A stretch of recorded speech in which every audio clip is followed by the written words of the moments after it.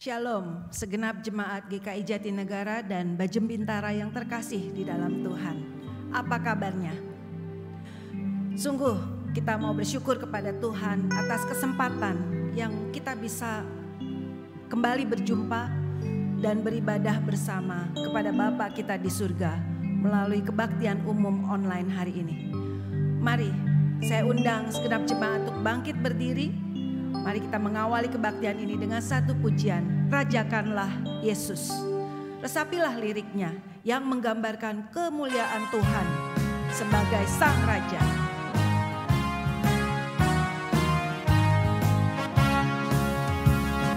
Rajakanlah Yesus, domba di arasnya. Dengarkan suara pujian kumandang di surga. Bangunlah jiwaku, bersama pujilah Tuhan yang mati bagiku. Pujilah selamanya. Mahkotailah Tuhan, Raja kehidupan. Sorakkanlah kemenangan atas keselamatan. Muliakanlah Dia yang mati dan bangkit, serta menganugerahkan kehidupan yang kekal. Baiknya yang ketiga, mahkotailah Tuhan, Raja Maha Kasih. Mahkotailah Tuhan, Raja Maha Kasih. Ternyatalah kuasa-Nya indah dan mulia. Pujilah penebus yang mati bagiku. Puji dan muliakan Tuhan selama-lamanya. Jemaat sekalian, ibadah kita pada hari ini didasarkan pada pengakuan bahwa pertolongan kita adalah di dalam nama Tuhan yang menjadikan langit dan bumi.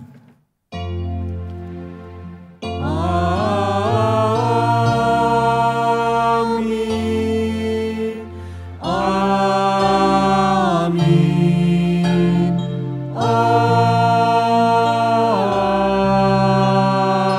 Amin. Tuhan Yesus beserta dengan saudara sekalian. Dan beserta saudara juga. Jemaat dipersilahkan duduk. Saudara sekalian, kita akan menyanyikan pujian berikut ini secara bertanggapan. Bait pertama dan kedua akan dinyanyikan singer. Jemaat boleh membaca liriknya dalam hati, kemudian kita meresponi dengan menyanyikan bagian ref, bagian bait ketiga, keempat, dan seterusnya. Aku milikmu, Yesus Tuhanku.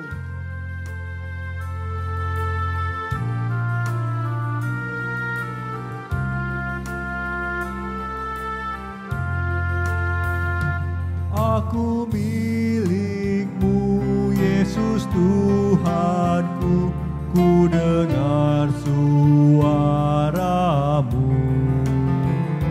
Ku merindukan datang mendekat dan diraih olehmu. Aku hamba-Mu, Kau sucikanlah oleh kasih kurnia, hingga jiwaku memegang teguh kehendak-Mu yang mulia. Mari bersama-sama. Raih daku dan dekatkanlah pada kaki salib-Mu. Raih daku, raih dan dekatkanlah kasih-Mu Tuhanku.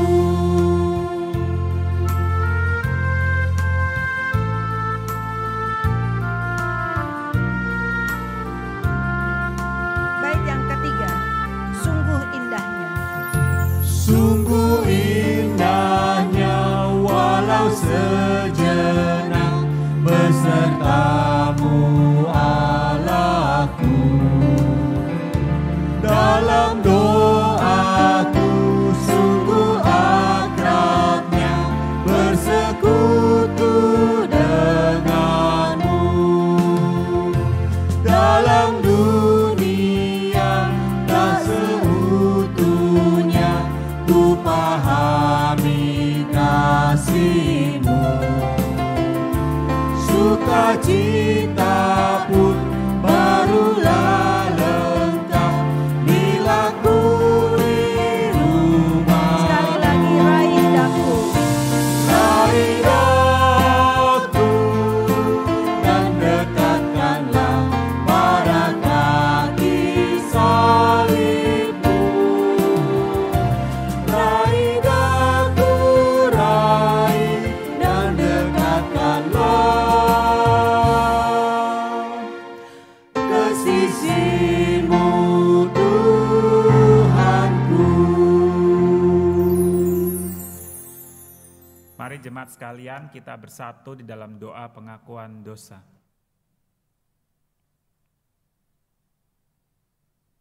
Tuhan Allah Bapa kami yang bertatah di dalam kerajaan surga, kami bersyukur kalau kami pada hari ini boleh datang sekali lagi ke hadapan-Mu untuk beribadah. Tetapi kami menyadari ya Tuhan, diri kami penuh dengan kelemahan, pelanggaran dan dosa. Kami gentar untuk datang kepada Tuhan yang kudus. Untuk itu ya Tuhan, biarlah kiranya Tuhan sendiri yang membasuh setiap dosa dan kesalahan kami dan menarik kami untuk mendekat kepadamu. Tuhan, kami mau dengan hati yang sungguh dan benar-benar mengakui setiap kelemahan-kelemahan dan dosa-dosa kami. Bagaimana kami mungkin menyakiti hati Tuhan, menyakiti hati sesama kami, keluarga kami, pasangan kami, anak-anak kami, atau mungkin orang-orang di sekitar kami. Tuhan, tolong ampunilah kami. Dan biarlah kiranya sesuai dengan janji Tuhan kepada kami, kalau kami mengakui setiap dosa dan salah kami dengan sungguh-sungguh, Engkau berkenan untuk mengampuni kami. Dengan berpegang kepada janji-Mu ini ya Tuhan, kami datang mendekat kepada Engkau. Di dalam nama Tuhan Yesus Kristus, kami berdoa memohon. Amin. Amin. Jemaat Tuhan, saya undang untuk kembali bangkit berdiri. Saya akan membacakan berita anugerah dari kitab Ulangan pasalnya yang ke-6 ayatnya yang ke-25. Dan kita akan menjadi benar apabila kita melakukan segenap perintah itu dengan setia di hadapan Tuhan Allah kita, seperti yang diperintahkannya kepada kita. Demikianlah berita anugerah dari Tuhan. Syukur kepada Allah. Kita tahu bahwa tidak ada keluarga yang sempurna, seperti halnya tidak ada manusia yang sempurna selain Yesus Kristus sendiri. Namun demikian, kita percaya bahwa Allah Bapa senantiasa menuntun keluarga kita. Amin. Mari kita bersyukur atas pimpinan Tuhan dalam keluarga kita, sekaligus meminta pimpinan Roh Kudus agar kita mewujudkan kasih Tuhan dalam keluarga kita. Keluarga hidup indah.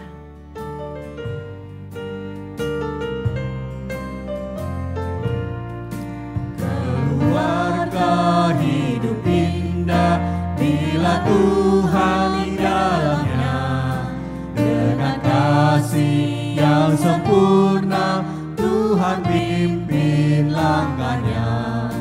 Terima kasih padamu Tuhan, Kau bimbing kami selamanya. Segala hormat, puji dan syukur kami panjatkan kepadamu. Di dunia banyak jalan, jalan manakah ditempuh. Jalan lurus hanya satu, jalan Tuhan itulah. Terima kasih padamu Tuhan, Kau pimpin kami selamanya. Segala hormat, puji dan syukur kami panjatkan kepadamu.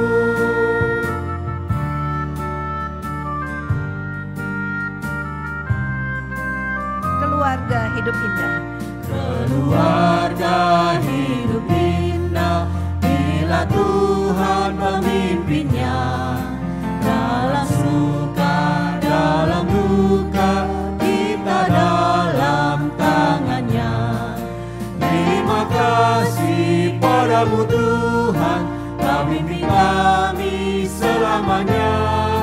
Segala hormat, puji dan syukur kami panjatkan kepadamu. Ya Roh Kudus, bimbing kami agar selalu bersamamu. Ajar kami, tolong kami mewujudkan kasih-Mu. Terima kasih padamu Tuhan, Kau pimpin kami selamanya. Segala hormat, puji dan syukur kami panjatkan kepadamu. Silakan duduk.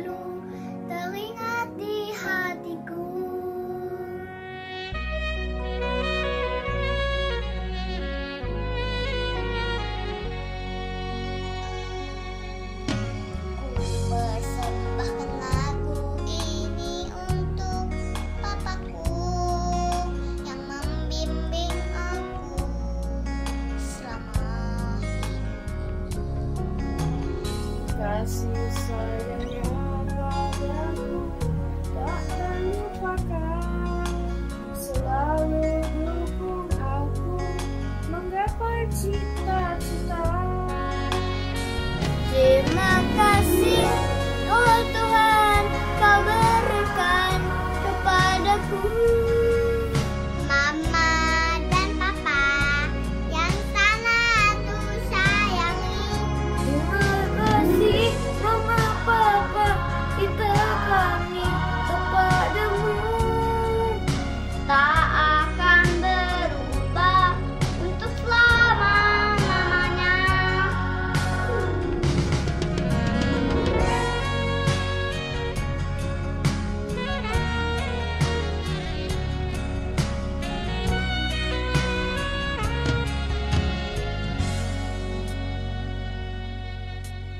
Ku nyanyikan lagu ini untuk mamaku yang menjaga aku sampai saat ini. Kasih sayangnya padaku sepanjang masa, nasihatnya selalu teringat di hatiku. Terima kasih, oh Tuhan, Kau berikan kepadaku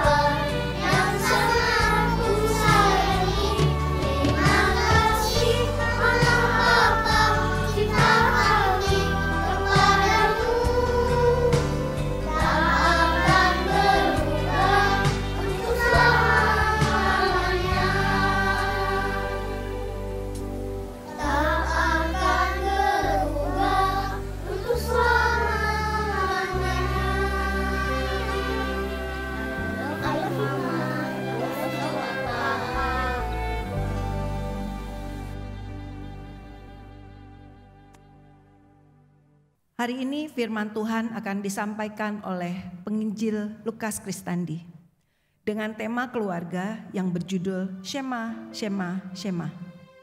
Mari kita persiapkan hati kita untuk menerima pengajaran firman Tuhan dengan sebelumnya menyanyikan pujian Keluarga Allah.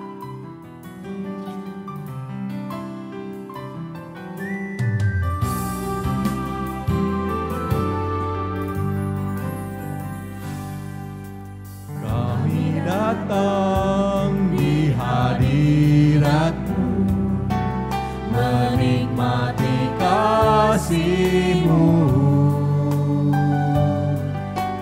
membawa seisi rumahku, sujud menyembah-Mu. Kami datang di hadirat-Mu, menikmati kasih-Mu, membawa seisi rumahku, sujud menyembah-Mu. Inilah keluargaku Tuhan. Ini keluargaku Tuhan, berkati dan lindungi semua, jagaiku dan seisi rumahku, sampai akhir hidupku Tuhan, ku mau setia melayani-Mu. Ku bahagia jadi keluarga Allah.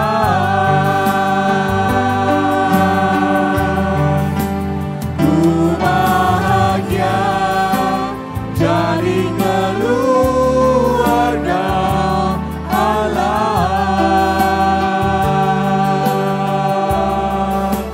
Ku bahagia jadi keluarga Allah.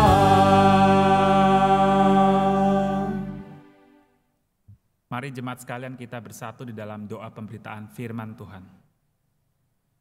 Tuhan, kami sekali lagi datang ke hadapan-Mu, berdoa, bersyukur dan memohon ya Tuhan. Kami mengucap syukur karena di dalam hidup kami boleh mengenal Engkau. Kami juga bersyukur ya Tuhan, kami boleh diselamatkan oleh Engkau. Dan kami juga mengucap syukur ya Tuhan, karena kami dianugerahi, diberkati dengan kebenaran-kebenaran firman-Mu. Tuhan, kami memohon, biarlah kiranya firman Tuhan yang akan kami dengar ini boleh memberkati kehidupan kami secara pribadi dan juga keluarga kami dan juga gereja kami. Tuhan, hadirlah dan berkuasalah di tengah-tengah kami, ajarlah kami dengan kebenaran-Mu. Pakai hamba-Mu yang sederhana ini untuk menyampaikan kebenaran firman Tuhan. Di dalam nama Tuhan Yesus Kristus kami berdoa dan percaya. Amin. Amin.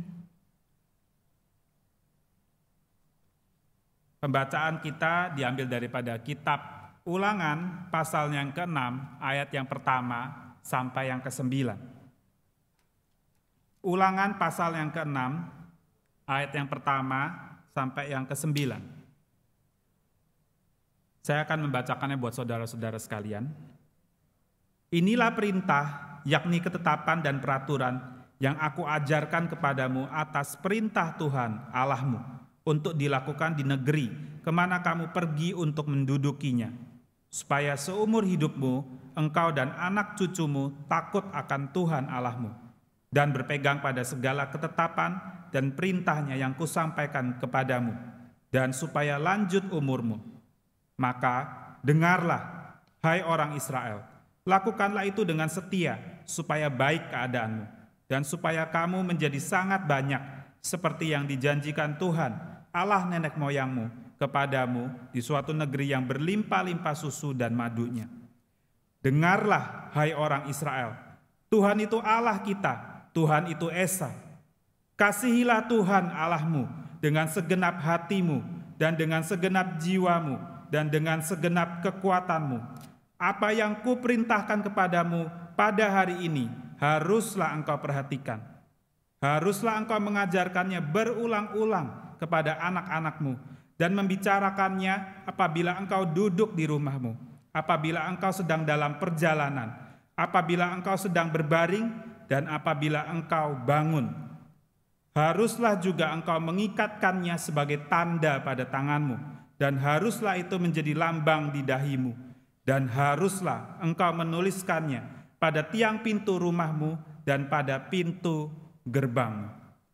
Demikian firman Tuhan, yang berbahagia adalah orang yang mendengarkannya dan melakukannya. Haleluya. Haleluya, haleluya, haleluya.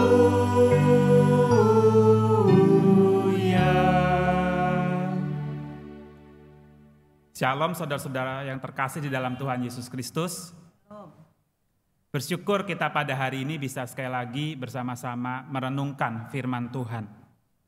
Tema kita pada hari ini berjudul Shema, Shema, Shema. Dan tema ini berkaitan dengan Bulan Keluarga GKI Jatinegara. Nah, saudara-saudara, berbicara tentang Bulan Keluarga, saudara-saudara sekalian. Pada tahun ini kita mengalami bulan keluarga yang berbeda daripada bulan-bulan keluarga di tahun-tahun sebelumnya. Pada tahun ini kita mengalami bulan keluarga di dalam kondisi pandemi, di mana kita dipaksa untuk mengalami sebuah kondisi new normal. Nah, kondisi new normal ini memaksa kita semua, saudara-saudara sekalian, baik orang Kristen maupun non-Kristen, untuk menjadi sebuah keluarga yang benar-benar berkumpul di dalam rumah kita masing-masing. Kalau kita ingat kemarin masa PSBB, kita bahkan 24 jam bersama-sama dengan keluarga kita di rumah kita. Dan ternyata kebersamaan kita itu, 24 jam di rumah itu, menimbulkan banyak sekali masalah dan ketidakharmonisan di dalam keluarga-keluarga, termasuk keluarga-keluarga Kristen. Ada beberapa contoh. Ada keluarga yang pada masa sebelumnya itu mereka sibuk dengan aktivitas mereka masing-masing, pulang mungkin malam hari atau sore hari, baru berkumpul bersama-sama dengan keluarga, tinggal makan malam, istirahat, tidur, besok pergi lagi. Tapi dalam kondisi seperti demikian, saudara-saudara sekalian, mereka 24 jam di rumah bersama-sama. Mereka menjadi canggung dan bingung. Bagaimana caranya mereka berkomunikasi dan berelasi satu dengan yang lainnya di dalam rumah mereka sendiri. Nggak tahu mereka bagaimana cara ngobrol dan cara berelasi satu dengan yang lainnya. Akibatnya, saudara-saudara sekalian, mereka di rumah walaupun secara fisik bersama-sama, tetapi realitanya mereka sibuk dengan diri mereka sendiri-sendiri. Ada yang menenggelamkan diri di dalam gadgetnya, nonton atau beraktivitas mengerjakan pekerjaan mereka masing-masing di rumah. Tetapi itu tidak membuat keluarga mereka menjadi hangat, justru malah menjadi kikuk dan aneh, saudara-saudara. Di sisi yang lain ada contoh yang lainnya, ada keluarga yang dari pagi bangun sampai malam tidur lagi, itu sepanjang hari itu cekcok, saudara-saudara. Berantem terus, sepanjang hari itu panas keadaannya di rumah. Berantem karena perbedaan cara, kebiasaan melakukan segala sesuatu, beda keinginan satu dengan yang lain. Dan bahkan ada yang saling melempar tanggung jawab. Aku gak mau, ini bukan pekerjaan aku, tanggung jawab aku di rumah. Aku kan biasanya begini dan lain sebagainya. Dan itu dirasakan menjadi sebuah problem di dalam keluarga-keluarga. Contoh yang pertama dan contoh yang kedua. Dua-duanya terjadi di dalam keluarga-keluarga pada masa-masa pandemi ini. Termasuk keluarga-keluarga Kristen. Mengapa hal-hal seperti demikian bisa terjadi, saudara-saudara? Ada apa? Ada masalah apa di dalam keluarga mereka? Nah, firman Tuhan kita pada pagi hari ini mau membahas dan menasehati kepada kita. Bagaimana cara kita membangun sebuah keluarga yang benar secara firman Tuhan. Nah saudara-saudara, mari kita perhatikan kembali perikop yang sudah kita baca tadi. Saudara-saudara sekalian, apa itu shema, saudara-saudara? Apa itu shema? Kita lihat bersama-sama di dalam pasal yang ke-6 ayat yang ke-3 dan ke-4, saudara-saudara. Saya akan bacakan buat saudara-saudara sekalian. Maka dengarlah, hai orang Israel, lakukanlah itu dengan setia supaya baik keadaanmu dan supaya kamu menjadi sangat banyak seperti yang dijanjikan Tuhan, Allah nenek moyangmu kepadamu di suatu negeri yang berlimpah-limpah susu dan madunya. Dengarlah hai orang Israel, Tuhan itu Allah kita, Tuhan itu Esa. Saudara-saudara sekalian, di ayat ketiga dan ayat yang keempat itu kita bisa lihat ada kata-kata yang terus diulangi. Apa itu saudara-saudara? Betul saudara-saudara, dengarlah. Kata dengarlah itu adalah shema. Dengarlah, dengarlah, dengarlah saudara-saudara. Nah saudara-saudara, mungkin kita bertanya-tanya, kenapa ditulis berulang kali dengarlah, dengarlah, dengarlah. Latar belakangnya adalah yang menulis dan mengatakan perkataan-perkataan ini di dalam perikop ini, bahkan di dalam seluruh kitab ulangan ini saudara-saudara, adalah Musa. Musa pada saat itu sudah menjadi sangat tua dan dia tidak tahu berapa lama lagi dia bisa bersama-sama dengan bangsa Israel. Dan dia memiliki sebuah perasaan was-was di dalam hatinya terhadap bangsa Israel ini. Sepanjang pengalaman dia dari dulu dia memimpin bangsa ini sampai pada hari itu. Dia mengenal bangsa Israel sebagai bangsa yang bandel, keras kepala, tegar tengkuk saudara-saudara. Dan dia tahu bahwa relasi bangsa Israel dengan Tuhan itu ringkih. Mereka tidak pernah betul-betul atau sungguh-sungguh mengasihi Tuhan. Itu sebabnya saudara-saudara, shema yang dikatakan oleh Musa di sini, intinya itu ada pada di ayat yang kelima saudara-saudara.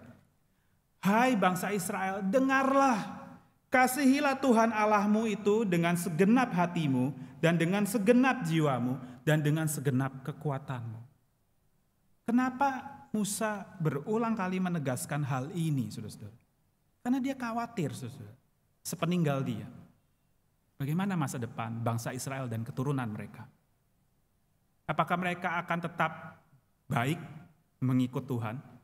Atau mereka berbalik daripada Tuhan dan kehilangan penyertaan Tuhan? Kalau mereka mengikut Tuhan, mereka akan dijanjikan sama Tuhan umur yang panjang, damai, sejahtera, dan keturunan yang banyak dan kuat. Tetapi kalau mereka tidak mengikuti semua itu, maka tidak ada masa depan bagi bangsa mereka, bagi keturunan mereka. Nah saudara-saudara sekalian, itu adalah latar belakang kenapa di dalam perikop ini dikatakan dengarlah, dengarlah, dengarlah. Musa sangat berharap di saat-saat terakhir hidupnya, bangsa Israel sungguh-sungguh mendengar apa yang dikatakan dia. Nah saudara, kita mencoba mendalami tentang konsep shema ini saudara-saudara.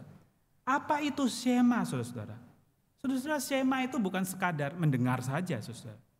Tetapi shema itu memiliki pemahaman yang mendalam, yaitu mendengar di dalam 3 langkah saudara-saudara. Yaitu mendengar, memperhatikan, dan melaksanakannya saudara-saudara. Nah ini sebagai contoh ilustrasi saudara ya. Kalau kita pada masa-masa yang lalu, kita suka jalan-jalan di mall. Kita suka dengar kalau di mall itu kadang-kadang ada kayak suara-suara di pengumuman-pengumuman itu. Promo pada hari ini, beli 2 gratis 1. Datanglah segera dan belilah. Nah itu kita mendengar, tetapi sambil lalu saudara. Tetapi kalau yang namanya shema itu seperti ilustrasi yang satu ini saudara. Ting ting ting ting. Perhatian-perhatian ditemukan seorang anak yang hilang di area tempat bermain. Ciri khasnya demikian, namanya demikian. Barang siapa orang tua yang merasa kehilangan anaknya, harap segera mendatangi bagian informasi. Ting tung tung tung. Tidak ada orang tua yang akan, dengar terus bye-bye. Nggak mungkin. Dia akan memperhatikan. Oh ini yang aku cari. Nah saudara-saudara, Demikianlah juga dengan Shema, saudara. Shema itu adalah dengar, perhatikan, laksanakan. Nah, kita membahas langkah pertama itu, saudara-saudara, yaitu mendengar, saudara-saudara. Shema, mendengar secara khusus, mendengar tentang Tuhan kita, mendengar tentang firman-Nya, dan mendengar tentang iman kita bersama, saudara-saudara. Itu harus dipahami sebagai sebuah kesempatan, sebagai sebuah berkat, saudara-saudara, dan sebagai sebuah kebahagiaan yang tidak selalu kita bisa dapatkan.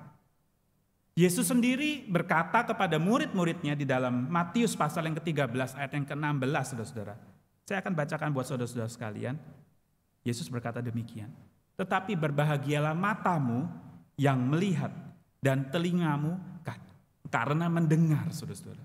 Karena tidak semua orang mendapatkan kesempatan yang sama, saudara-saudara. Saudara-saudara sekalian, begitu juga dengan kita, saudara. Ketika kita di dalam hidup kita, di dalam perjalanan hidup kita, kita harus menyadari bahwa firman Tuhan yang bisa kita dengar itu bukan sesuatu yang take it for granted, saudara-saudara sekalian. Tidak selamanya kita mendapatkan firman Tuhan yang dipersembahkan Tuhan kepada kita, saudara-saudara. Jadi orang Israel menyadari, orang Israel yang saleh gitu ya, menyadari bahwa ketika dia bisa mendengar sesuatu secara khusus terkait tentang firman Tuhan, dia itu menyadari bahwa ini adalah kesempatan dan bahagia dari Tuhan. Saya harus segera menangkapnya, bukan dengar terus nggak peduli atau dengar berasa biasa saja. Nah, itu adalah konsep yang pertama yang kita bisa pahami dari apa itu mendengar, Shema. Langkah yang kedua, saudara-saudara, yang kita bisa pahami daripada kata Shema adalah memperhatikan, saudara-saudara, memperhatikan. Shema itu bukan saja didengarkan sambil lalu, saudara-saudara, tetapi Shema itu didengarkan. Maksudnya mendengar, sembari kemudian memperhatikan isi dari apa yang kamu dengar itu. Supaya kenapa, saudara? Supaya kita bisa meraih benefitnya atau kegunaan dari apa yang kita dengarkan tersebut, saudara-saudara. Nah, saudara-saudara sekalian, misalkan begini ya, yang sudah punya anak-anak gitu ya. Ketika anak-anak masih kecil itu kita suka bilang sama anak-anak kita, anakku jangan buru-buru, jangan lari-lari. Nanti kalau lari-lari bisa jatuh loh. Apa respon anak kita, saudara-saudara? Apa respon anak-anak kita? Biasanya respon anak kita adalah, iya Pak, iya Ma, udah tahu. Lalu mereka setelah udah ngomong iya, tapi mereka tetap apa? Berlari, tetap buru-buru. Dan gak berapa lama kita mendengar suara rintihannya dia. Karena apa? Di depan jalan sana jatuh. Lututnya baret-baret, beset-beset, saudara-saudara. Dan dia nangis. Kenapa anak itu bisa jatuh, saudara-saudara? Padahal sudah dibilangin di awal. Karena dia mendengar, tetapi dia tidak memperhatikan. Tuhan Yesus sendiri juga berkata di dalam kitab Matius pasal yang ke-13 ayat yang ke-14. Dia berkata demikian. Kamu akan mendengar dan mendengar, namun tidak mengerti. Kamu akan melihat dan melihat, namun tidak menanggap. Bukan berarti Tuhan dengan sengaja mengelabui atau menggelapkan pikiran kita sehingga kita tidak bisa mengerti apa yang kita dengar atau paham apa yang kita lihat. Bukan. Tetapi Tuhan Yesus ngomong demikian karena dia mau menunjukkan kepada kita semua bahwa kamu itu seringkali mendengar, kamu seringkali melihat, tetapi kamu tidak sungguh-sungguh memperhatikan. Kamu tidak sungguh-sungguh menaruh hati kamu kepada apa yang kamu dengar. Nah, saudara-saudara sekalian, itu tidak boleh terjadi kepada diri kita sebagai anak-anak Tuhan. Tetapi konsep Shema tidak berhenti sekadar kepada mendengar saja atau memperhatikan saja. Konsep Shema yang paling penting, saudara, adalah bagian yang terakhir, yaitu melaksanakan, saudara-saudara. Melaksanakan. Di dalam kitab Yakobus pasal yang kedua, ayat yang ke-26, dikatakan demikian, saudara-saudara. Demikian jugalah iman tanpa perbuatan adalah mati. Iman tanpa perbuatan adalah mati. Saudara-saudara sekalian, kita seringkali banyak mendengar. Kita seringkali banyak memperhatikan akan segala sesuatu. Tetapi yang paling sulit kita lakukan adalah ketika kita sudah mendengar ataupun memperhatikan, kita ternyata tidak melaksanakan apa yang sudah kita dengar dan kita perhatikan. Saudara-saudara, Yesus juga pernah bersyema bahwa kita lihat ya saudara-saudara di dalam kitab Matius pasal yang ke-7 ayat yang ke-24. Ayat ini sangat terkenal sekali saudara. Matius pasal yang ke-7 ayat yang ke-24. Setiap orang yang mendengar perkataanku ini dan melakukannya, ia sama dengan orang yang bijaksana yang mendirikan rumahnya di atas batu. Yesus juga bersyema saudara. Dengarlah apa yang aku katakan dan lakukanlah. Orang yang demikian adalah orang yang bijaksana yang akan mendirikan rumahnya di atas batu karang yang teguh, saudara-saudara. Nah, saudara-saudara, satu hal yang harus kita pahami adalah Yesus sendiri sangat menekankan bahwa yang penting daripada syema mendengar itu bukan berhenti kepada mendengar saja, tetapi sampai kepada dia melakukan apa yang dia sudah dengarkan dan perhatikan, saudara. Ini adalah bagian yang paling sulit yang harus dilakukan oleh setiap manusia yang berdosa, saudara. Tetapi ini adalah bagian yang paling penting yang harus kita bisa sanggup atau perjuangkan untuk, saudara, untuk memperoleh janji Tuhan. Nah, saudara, kembali lagi kepada kitab Ulangan tadi. Musa itu ngomong kepada bangsa Israel di masa tuanya. Hei bangsa Israel, syema, syema, syema. Dengarlah, perhatikanlah, lakukanlah. Supaya masa depanmu itu sungguh ada buat kamu dan keturunan kamu. Saudara-saudara sekalian, itu bukan sebuah hal yang remeh, saudara-saudara. Masa depan daripada kita dan keturunan kita itu sangat tergantung daripada kita melaksanakan atau tidak apa yang Tuhan perintahkan bagi kita, saudara-saudara. Dan itu akhirnya menuntut kita semua masuk kepada prinsip yang paling utama sebagai kita orang tua dan kita juga sebagai pasangan di dalam keluarga. Nah, saudara-saudara, kita perhatikan tadi di dalam Matius 7 ayat ke-24, Yesus berkata kepada kita, saudara, setiap orang yang mendengar perkataanku ini dan melakukannya, ia sama dengan orang yang bijaksana yang mendirikan rumahnya di atas batu.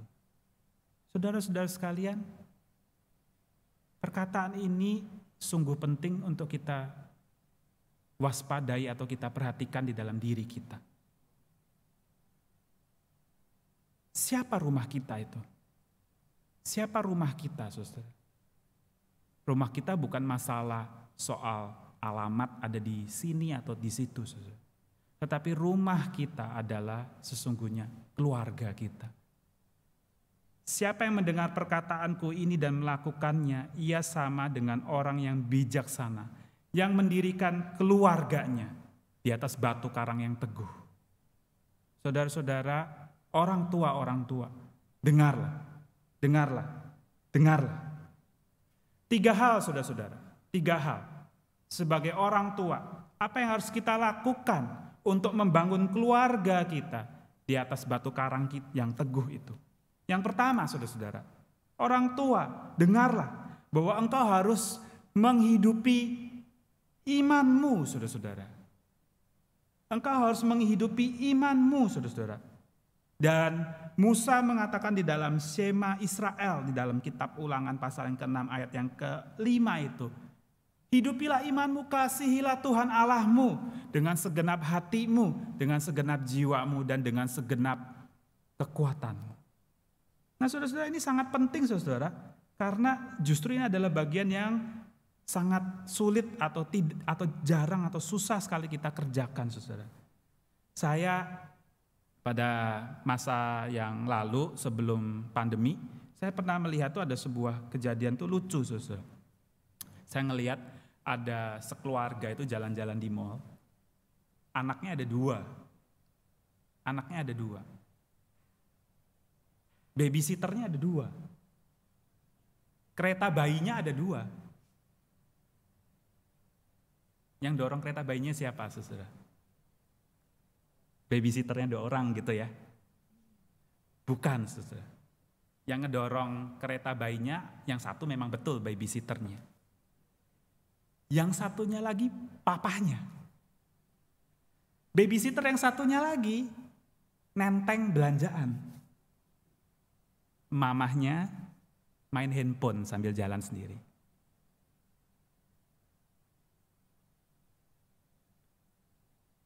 Tuhan Yesus berkata kepada kita, kasihilah hukum yang terutama. Kasihilah Tuhan Allahmu, dan hukum yang sama pentingnya dengan itu adalah kasihilah sesamamu manusia. Siapa sih sesama kita yang paling dekat dengan kita? Bukankah itu adalah keluarga kita, pasangan kita? Saya sih membayangkan gitu ya, keluarga yang seperti demikian ketika dia dicemplungin di dalam kondisi pandemi ini, saya rasa itu nanti di rumah kayaknya bakalan berantem terus. Soalnya mamahnya asik sendiri. Mamahnya ini, yang lainnya urusan pembantu sama urusan papahnya gitu ya. Nah sekarang pembantunya pulang kampung. Lah siapa yang ngurusin 2 orang anaknya? Bukankah itu berarti papanya rambutnya berdiri semua? Karena papanya ngurusin, mamanya asik sendiri, saudara-saudara. Di dalam masa pandemi ini juga, begitu juga dengan suami-suami. Saya menemukan banyak teman-teman saya yang ketika masa pandemi, kerjaannya bukan makin menyusut, saudara-saudara. Justru makin membesar, saudara-saudara. Memang secara fisik ada di rumah. Tetapi secara keberadaan, dia jauh dari rumah. Waktu masa normal kerja di kantor 10 jam gitu ya, termasuk di jalannya gitu ya, 10 atau 11 jam. Tapi waktu work from home, badannya di rumah, tetapi lemburnya sampai 16 jam, 15 jam. Lah, mamahnya ngelihat gitu, keluar apinya, marah. Kamu di rumah, tapi mengunci diri terus di rumah, di kamar. Kamu gak ngurusin keluarga, bagaimana sih? Tapi aku harus nyediain makan, minum, pagi, siang, malam, istilahnya itu begitu. Kamunya gak berkontribusi di rumah, akhirnya berantem. Nah saudara-saudara, ketika kita dibilang sama Alkitab itu, kita harus menghidupi iman kita, saudara-saudara. Kita itu dipanggil sama Tuhan untuk mengasihi Tuhan Allahmu dengan segenap hatimu, dengan segenap jiwamu, dengan segenap akal budimu. Dan Tuhan Yesus menambahkan kepada kita, kasihilah sesamamu manusia seperti dirimu sendiri. Kita tidak bisa, saudara, bilang saya menghidupi iman saya sebagai orang Kristen, tetapi saya tindakannya seperti demikian. Kita tidak menunjukkan bahwa kita sungguh-sungguh menghidupi iman kita, bahwa kita sudah mengasihi Tuhan dan mengasihi sesama. Tadi yang saya ngomong baru contoh-contoh mengasihi sesama kita, maksudnya keluarga kita sendiri. Belum lagi kita ngomong bagaimana mengasihi Tuhan. Realitanya di dalam masa-masa pandemi begini, bukan orang makin dekat sama Tuhan, tetapi di rumah makin malas, saudara-saudara. Alasannya karena sibuk kerjaan, lembur sampai malam, maka paginya gak bangun, gak bersaat teduh, saudara. Tidak mencari Tuhan. Nah saudara-saudara, istri-istri pun juga sama stresnya. Anak di rumah gak sekolah, anak di rumah sekolah tetapi fisiknya di rumah. Orang tua, suami juga ada di rumah fisiknya tetapi kerja. Istri tambah sibuk, makin gak sempat, saudara-saudara, untuk mengasihi Tuhan, paling tidak merenungkan firman Tuhan. Akhirnya saudara, bagaimana kita bisa bilang kita sudah menghidupi iman kita, mengasihi Tuhan dan mengasihi keluarga kita. Pada akhirnya itu yang akan membuat keluarga kita, secara khusus di dalam kondisi-kondisi yang sulit seperti demikian, jadi berkonflik dan bermasalah, saudara-saudara. Tidak berhenti sampai di sana saja, saudara-saudara. Kita juga harus menyadari bahwa kita tidak dipanggil hanya untuk menghidupi iman kita saja di dalam keluarga. Bagaimana caranya supaya orang tua juga bisa membentuk keluarga kita sesuai dengan firman Tuhan? Dia harus melakukan yang kedua, saudara. Orang tua, dengarlah bahwa engkau harus mengkomunikasikan imanmu, saudara. Orang tua kamu harus mengkomunikasikan, membicarakan imanmu, saudara. Saya akan bacakan dari Ulangan pasal 6, ayatnya yang ke-7 dan ayat yang ke-7, saudara-saudara. Saya akan bacakan buat saudara-saudara sekalian. Haruslah engkau mengajarkannya berulang-ulang kepada anak-anakmu dan membicarakannya apabila engkau duduk di rumahmu, apabila engkau sedang dalam perjalanan, apabila engkau berbaring, dan apabila engkau bangun, saudara-saudara. Di situ artinya, saudara, waktu kamu duduk di rumah atau di dalam perjalanan, maksudnya ada di dalam rumah ataupun di luar rumah. Waktu kamu berbaring dan bangun, maksudnya waktu kamu istirahat, maupun kamu sedang bangun, sedang bekerja ataupun melakukan aktivitas lain. Kamu harus selalu berulang-ulang mengajarkan perintah Tuhan kepada anak-anakmu. Dan mungkin saya bisa tambahkan sedikit, suami kepada istrinya. Berulang-ulang. Nah, saudara-saudara sekalian, ini penting, saudara. Ini pengalaman saya sendiri secara pribadi ya, saudara. Saya anak masih umur 2 tahun setengah. Saya bersyukur karena saya bisa bergabung dengan sebuah komunitas di mana sungguh-sungguh mau membentuk anak-anak yang mengenal dan takut akan Tuhan. Saya pikir pertama kali saya join, saya diajarin tips-tips dan trik-trik bagaimana mendidik anak secara efisien dan maksimal. Tetapi setelah melewati perjalanan hampir 2 tahun, saya menyadari bahwa PR-nya lebih banyak buat diri saya sendiri, saudara-saudara. PR-nya lebih banyak buat saya sendiri. Orang tua ya, papa ya, harus berulang-ulang, harus konsisten. Ngajarin anakmu berdoa. Saya pikir saya ngajarin anak saya berdoa terus dia bisa lakukan sendiri atau bisa istri ngewakilin saya untuk nemenin anak berdoa. Ujung-ujungnya sekarang malah saya yang harus setiap pagi kalau dia bangun, sambut dia, kasih minum air, ayo duduk berlutut sama papa, berdoa. Anaknya guling-guling gak mau berdoa, harus nemenin. Sudah mati gile. Tahu gini saya gak ikut komunitas ini karena saya tambah repot. Lalu komunitas juga bilang gini, kamu ya harus dengan inisiatif, secapek apapun, sediakan waktu habis dari kerja, duduk sama dia, ngobrol sama dia tentang imanmu hari ini. Saya bingung, saya gak pernah begitu waktu saya masih kecil, saya gak terbiasa ngomong tentang iman. Apa itu iman? Apa yang harus saya ceritakan kepada anak saya suka bengong gitu. Mau ngomong apa? Tetapi kamu gak peduli, secapek apapun 10 menit minimal. Duduk sama anakmu, ngobrol tentang harimu ini kepada anakmu. Dan saya merasa begitu bergumul, saudara-saudara. Karena saya tidak pernah mengalami hal itu pada waktu saya masih kecil. Dan ketika saya mau tidur bersama-sama dengan anak istri saya, harus sekali lagi, repot lagi, berdoa ya, papa yang pimpin. Lah elah, zaman dulu saya bisa gantian sama istri saya, kamu yang berdoa lah, saya yang ngikutin. Gak bisa, sekarang papa. Doa pimpin. Lalu sebelum tidur gak boleh langsung tidur. Anak-anak, hari ini kamu melakukan apa yang benar, yang baik, apa? Ngomong. Yang salah apa? Papa, kalau anakmu itu baik, puji. Supaya dia tahu Tuhan tahu, supaya anak itu tahu bahwa Tuhan senang dengan apa yang dilakukan kalau dia benar. Kalau salah, hukum. Supaya anak itu tahu apa yang salah dan tidak boleh dilakukan. Hukumnya harus pukul. Saya bingung setiap hari kenapa jadi begini susah. Dan yang paling susah buat saya, saudara, waktu tidur. Waktu tidur itu yang ada namanya menceritakan imanmu, faith talk. Itu saya harus ada di sebelahnya, lalu udah mau tidur ya? Iya, papa mau cerita. Entah itu saya mesti cerita pengalaman saya sendiri, atau saya menceritakan sebuah kisah yang di dalamnya ada kebenaran firman Tuhan di dalamnya. Saya merasa, waduh, ini susah sekali ya. Pada waktu saya bangun, pada waktu saya berbaring, saya harus menceritakan tentang kebenaran firman Tuhan. Pada waktu saya duduk di rumah, atau saya sedang keluar, saya harus menceritakan kebenaran firman Tuhan kepada anak-anak saya.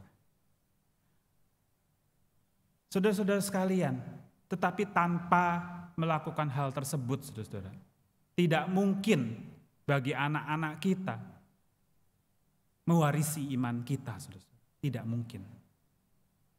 Karena anak-anak itu sifatnya itu menerima, saudara. Kita harus yang dengan inisiatif melakukannya buat anak-anak kita. Sejauh kita berjuang. Sejauh itu juga iman yang anak-anak itu dapatkan daripada kita, saudara. Oleh karena itu Musa berkata kepada bangsa Israel, kamu ya kalau kamu masuk ke dalam tanah Kanaan, kamu harus kepada anak cucumu berulang-ulang ceritakan iman kamu. Dan itu juga bukan sekadar cerita yang obrol-obrol basa-basi, saudara. Juga bukan cuma sekadar ngomong tentang hobi ataupun ngomong tentang studi anak-anak atau pekerjaan kita ataupun cuma sosialita yang ada di sekitar kita. Bukan, saudara-saudara. Tetapi berbicara tentang imanmu, naik turunmu di dalam iman. Keberhasilan kegagalanmu di dalam melawan dosa dan bagaimana Tuhan menyertai kamu. Itu harus dikatakan berulang-ulang kepada anak-anak kita, saudara. Jika tidak, saudara-saudara, anak kita tidak menangkap apa yang kita imani, saudara-saudara. Mungkin sebuah ilustrasi yang bisa membantu bagi kita begini kali ya. Bagaimana sih cara sebuah produk supaya laku dijual? Minimal produk itu kalau mau laku dijual, ya penjualnya harus secara teratur ngiklan. Dia harus mengkomunikasikan produknya kepada konsumen, iklanin secara teratur. Dia tidak bisa menunggu pembelinya untuk minta baru dia ngiklan, tidak bisa. Dia harus inisiatif mengiklankan apa yang dia jual. Dan dia ketika mengiklankan produk yang dia jual, dia harus mengiklankannya dengan sebaik mungkin. Tetapi pada saat yang sama seotentik mungkin. Supaya kalau orang tertarik, tidak menjadi kecewa karena barangnya ternyata iklannya lebih hebat daripada realitanya. Nah itu juga hal yang sama tentang iman, saudara. Kalau kita mau menjual iman kita kepada anak-anak kita harus dengan secara niat, inisiatif dan teratur mengiklankannya kepada anak kita. Dan kita harus mengiklankan yang terbaik. Bahkan kita harus yang sekuat tenaga, tetapi harus otentik, saudara-saudara sekalian. Jika tidak demikian, anak-anak kita tidak akan membeli apa yang kita imani, saudara. Tetapi tidak berhenti sampai di sana saja, saudara. Yang terakhir, saudara, gimana caranya orang tua bisa membangun keluarga di dalam firman Tuhan? Yaitu hal yang ketiga, orang tua dengarlah, engkau harus membangun iman keluarga, harus mengikat iman keluarga dengan cara-cara yang sudah ditunjukkan di dalam Alkitab, saudara. Saya akan bacakan buat saudara-saudara sekalian ayatnya yang ke-8, saudara-saudara. Ulangan pasal 6 ayat yang ke-8. Haruslah juga engkau mengikatkannya sebagai tanda pada tanganmu, dan haruslah itu menjadi lambang di dahimu, dan haruslah engkau menuliskannya pada tiang pintu rumahmu dan pada pintu gerbangmu, saudara-saudara. Nah, saudara-saudara sekalian, itu semua ada artinya, saudara-saudara. Ketika kamu mengikat itu sebagai tanda pada tanganmu, artinya imanmu itu harus menjadi teladan di tanganmu, saudara-saudara. Dan yang kedua, lambang di dahimu, saudara. Itu adalah identitas keluargamu. Dan yang ketiga, menuliskannya pada tiang pintu rumahmu dan pada pintu gerbangmu. Berarti di dalam rumah ini ada peraturan-peraturan, ada prinsip-prinsip yang kamu tetapkan dan tidak boleh dilanggar oleh setiap anggota keluarga, termasuk engkau, saudara. Saya ulangin sekali lagi, Orang tua, kalau engkau mau membangun keluarga kamu harus mengikat iman itu di dalam keluargamu. Pertama, kamu harus punya teladan, saudara, harus punya teladan. Teladan yang konsisten sebagai tanda di tanganmu. Berbicara tentang masa-masa pandemi ini, saudara-saudara, saya melihatnya sebagai sebuah cara Tuhan untuk menguji atau memurnikan iman di tengah-tengah keluarga. Saya ngomong ini secara khusus keluarga-keluarga Kristen ya. Ketika dulu masa-masa yang baik, kita tidak terlalu merasa bahwa keluarga kita itu mungkin ada yang tidak beres atau ada yang kurang gitu ya. Tetapi ketika masa pandemi ini terjadi, kita dipaksa untuk tinggal bersama. Orang tua itu akhirnya menyadari, loh ternyata keluarga saya kok kayak begini ya. Ada yang tidak beres, ada gesek-gesekan yang tidak jelas. Dan ada sebuah hubungan yang tidak harmonis. Dan itu saudara-saudara disebabkan karena kita sebagai orang tua mungkin kemungkinan besar tidak menjadikan iman kita sebagai teladan di dalam hidup kita secara konsisten. Sebagai contoh begini saja. Waktu masa sebelum pandemi, mungkin orang bisa berpikir kita ini adalah orang yang baik, orang yang sabar, orang yang penuh pengertian. Kita di luar di tempat kerja atau di tempat pelayanan, kita kelihatannya sabar, kelihatannya baik. Di rumah juga cukup sabar, cukup baik. Tetapi ketika masa pandemi itu kita dipaksa untuk tinggal bersama-sama dengan keluarga kita. Kita akhirnya menemukan bahwa kita teladannya itu nyata menjadi terbuka. Enggak cukup sabar saya. Dulunya enggak suka main tangan. Sekarang ketika masa pandemi banyak tuntutan. Kita ditemukan bahwa kok ternyata saya ringan tangan ya. Suka memukul atau suka menggebrak meja, enggak sabar. Anak-anak yang masih kecil-kecil itu akan melihat gini, loh papa saya ini kenapa ini? Kerasukan setan apa ini? Kayaknya yang lalu-lalu kayaknya baik-baik aja, kenapa sekarang jadi begini?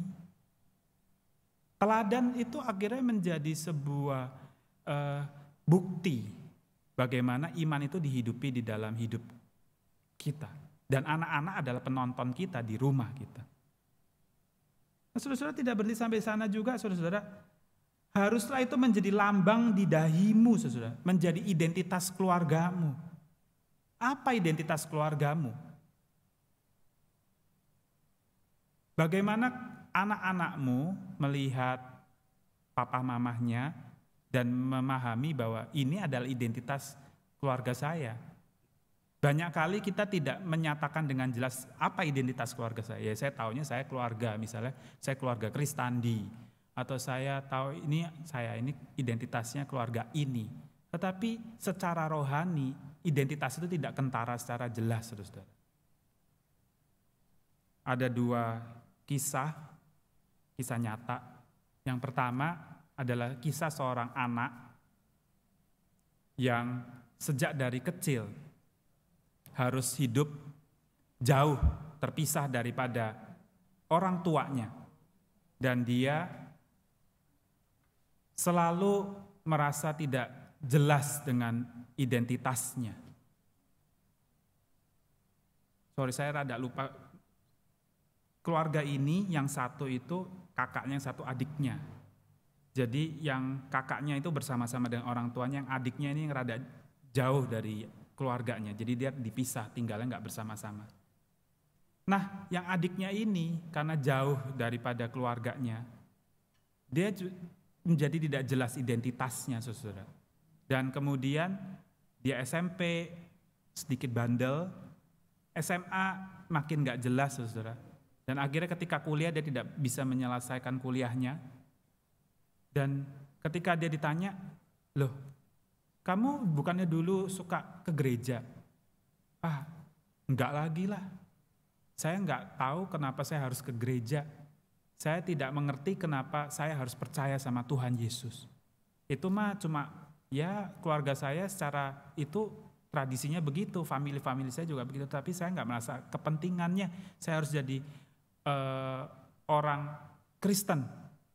Identitasnya menjadi kabur, saudara, karena dia tidak mendapatkan identitas yang jelas itu dari keluarganya, dari ayah ibunya. Tapi kakaknya ini, saudara, kakaknya ini, dia tinggal bersama-sama dengan orang tuanya, memang orang tuanya keras, dan anak ini yang sulung ini bersama-sama dengan orang tuanya di dalam masa-masa yang susah ketika keluarga itu sedang bergumul di dalam kehidupan ekonominya. Lalu anak ini terus mengikuti apa yang dikatakan papa, mamahnya, dia sama-sama berjuang dengan mereka.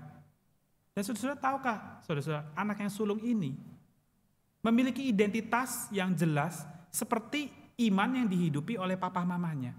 Dan anak ini akhirnya menjadi hamba Tuhan.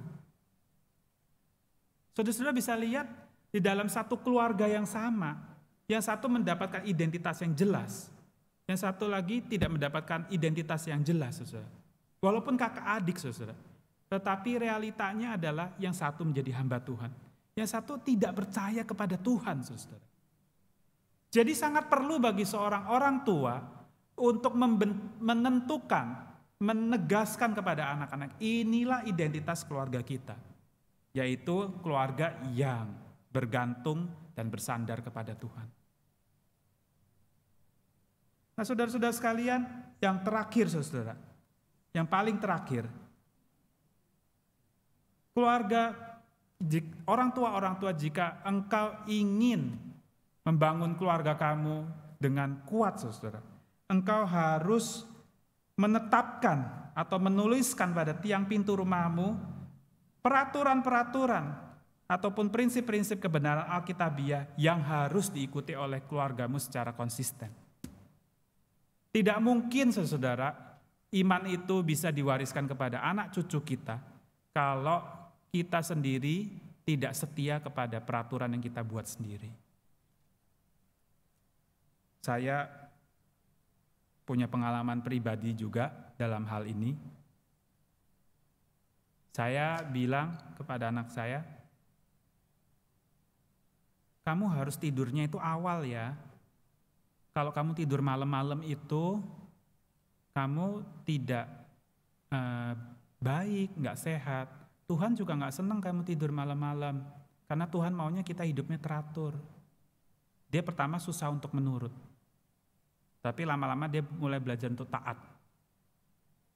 Tetapi saya satu kali diskak sama anak saya sendiri baru umur 2 tahun setengah.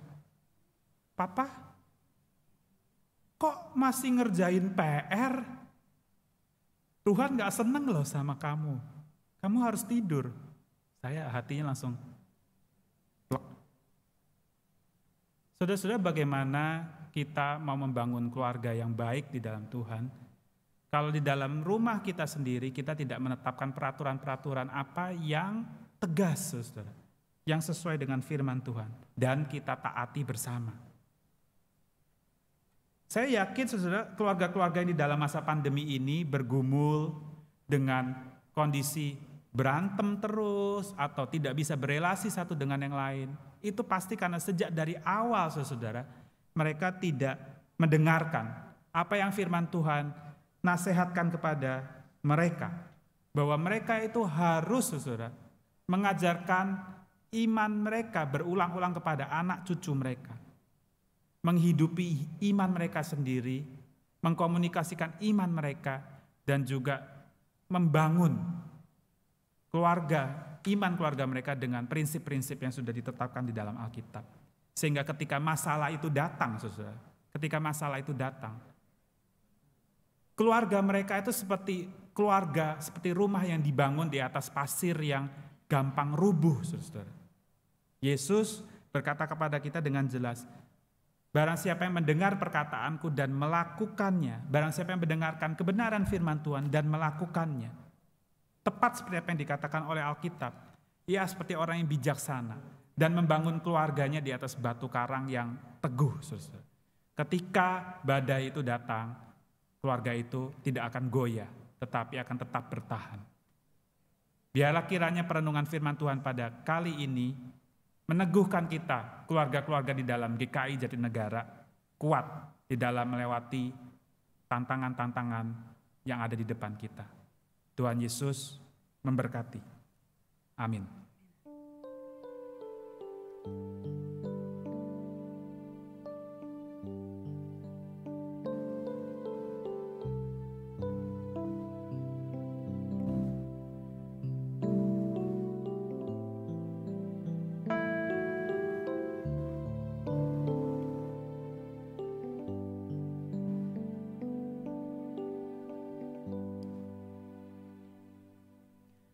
Jemaat Tuhan, marilah kita bangkit berdiri bersama dengan umat Allah di masa lampau, masa kini, dan masa depan, mengingat pengakuan pada baptisan kita menurut pengakuan iman rasuli. Demikian kita ikrarkan pengakuan iman rasuli.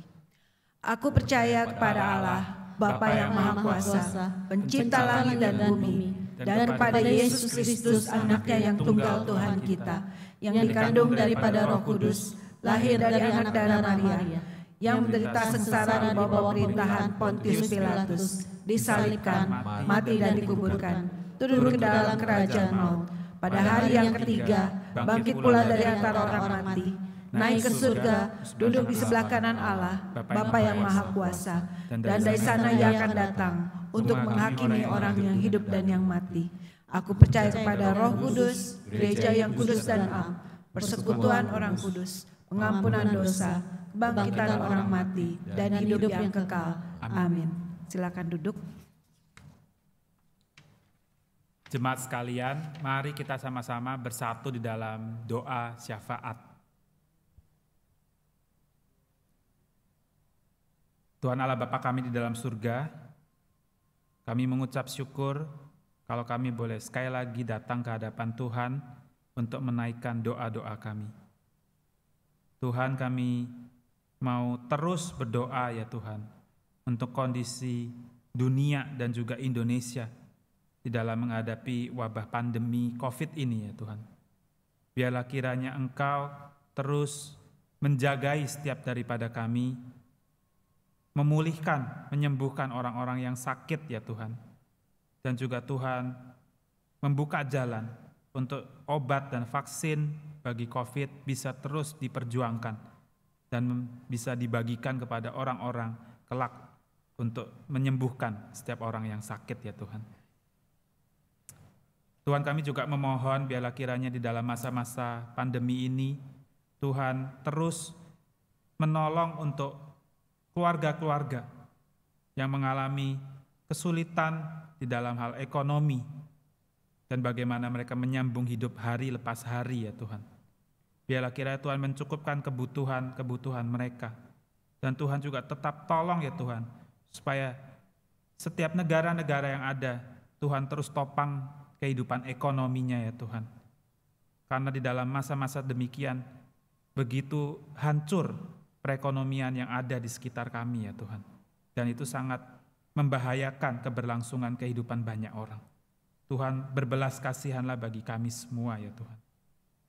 Tuhan, kami juga memohon biarlah kiranya Tuhan memberikan kekuatan bagi setiap keluarga-keluarga yang ada, secara khusus keluarga-keluarga yang ada di GKI Jatinegara ini. Tuhan, kuatkan iman dan juga mental mereka ya Tuhan di dalam menghadapi kondisi ini.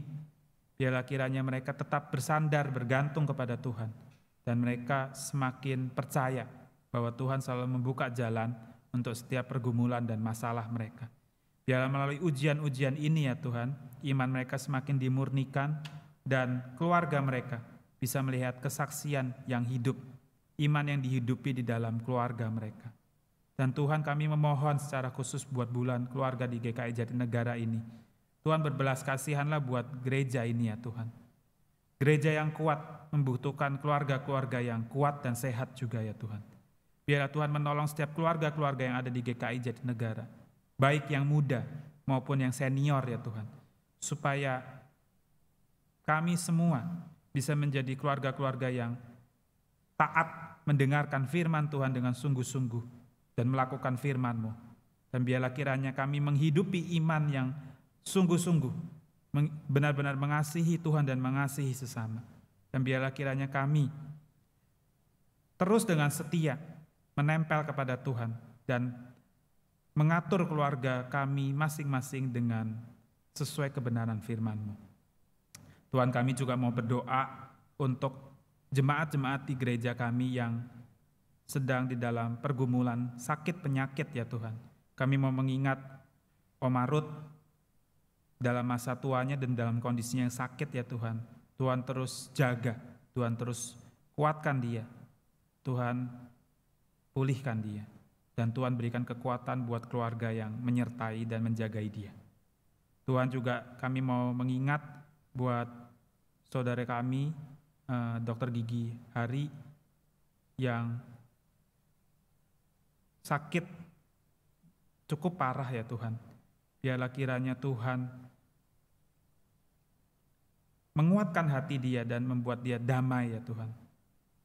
Dan bukan saja dia tetapi juga keluarganya, istri dan anak-anaknya.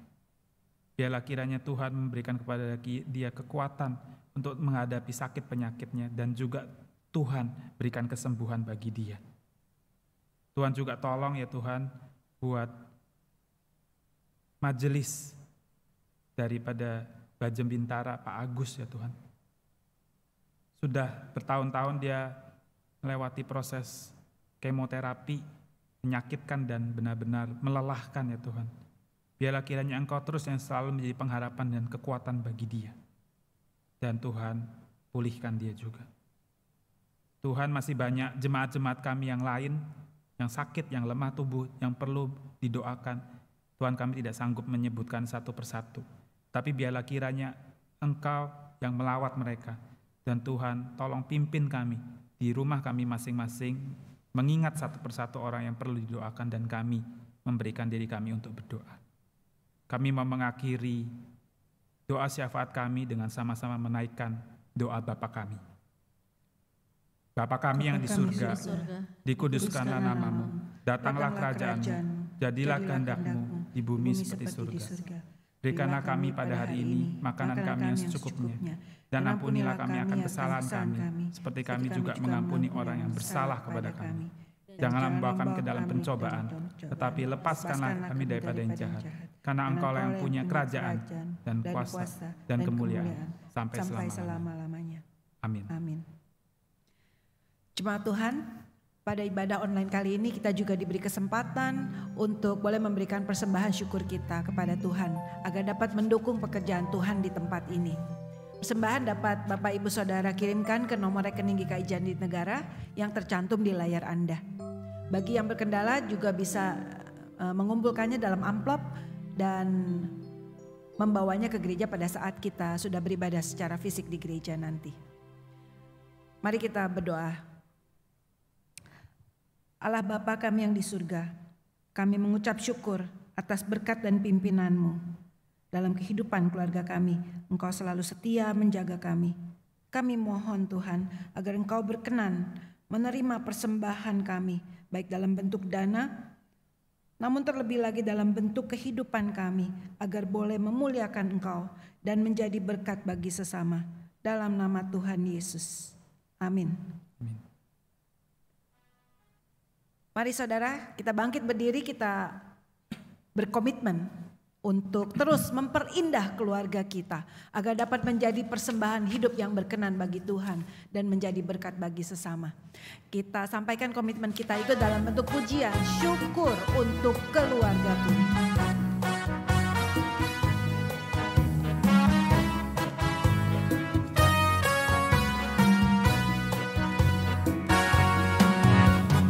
Syukur padamu untuk keluargaku yang telah Engkau berikan padaku. Kini ku persembahkan kembali semua padamu sebagai mezbah persembahan hidup. Oh, jadikan kami keluarga yang indah di hadapan-Mu, Tuhan. Saling mengasihi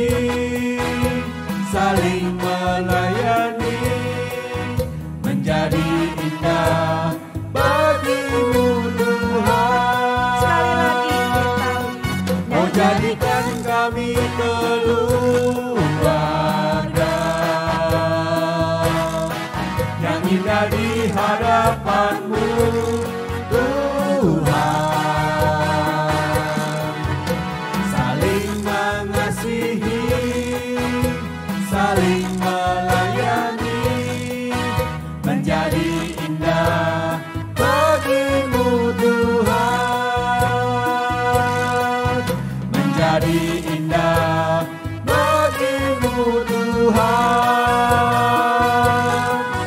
Menjadi indah bagi-Mu Tuhan. Jemaat sekalian, arahkanlah hatimu kepada Tuhan. kami mengarahkan hati kami kepada Tuhan. Jadilah saksi Kristus. Syukur kepada Allah, Terpujilah Tuhan. sekarang dan selamanya. Mari kita semua menerima berkat daripada Tuhan. Kiranya kasih daripada Allah Bapa, pengorbanan Tuhan Yesus di atas kayu salib, dan penyertaan Allah Roh Kudus menguatkan dan memampukan kita, setiap orang tua yang ada di GKI Jatinegara ini, untuk membangun kehidupan iman di dalam keluarga masing-masing. Biarlah kiranya kasih daripada Allah Bapa, Allah Anak, dan Allah Roh Kudus terus mendorong kita untuk sanggup menghidupi apa yang terpenting, yaitu mengasihi Allah dan mengasihi sesama. Mulai daripada sekarang ini sampai selama-lamanya. Amin. Haleluya, haleluya, haleluya, haleluya, haleluya, amin, amin, amin.